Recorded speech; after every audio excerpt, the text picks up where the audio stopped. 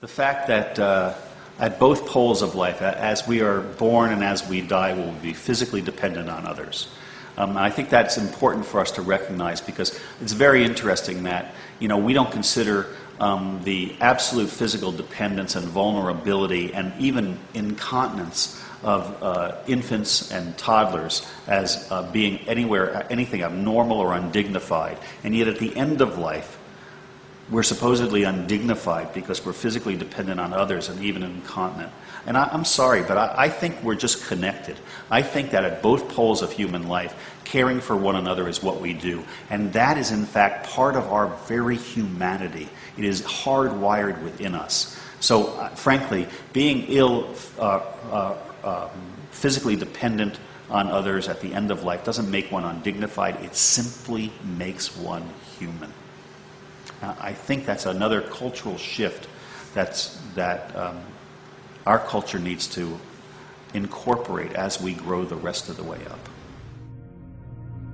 Maybe more people don't go to hospice because it's easier to resist looking at the don't know.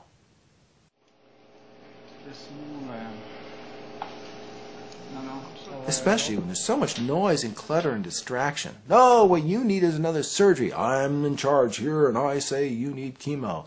In my experience, radiation is the right answer for your thing. We have this new medicine. Maybe you need to try shark's venom. We're doing stem cell stuff now. A little gene therapy to take care of you. I mean, we just hear all this stuff and it's like, okay, if you can make the don't know 5 years away instead of 5 months away, okay. I'm terrified. You're the expert. I'm only going to do this once. You've seen it a lot of times. Help me do it well. Human nature, in other words. And there's no cure for human nature. Nor should there be, for the most part. And yet, now, we do see it coming. A guy who was a former next-door neighbor of mine is about 4 months past a diagnosis of pancreatic cancer. So what's he got? 4 months more? 6? He doesn't have a year, right, for pancreatic? He doesn't have a year.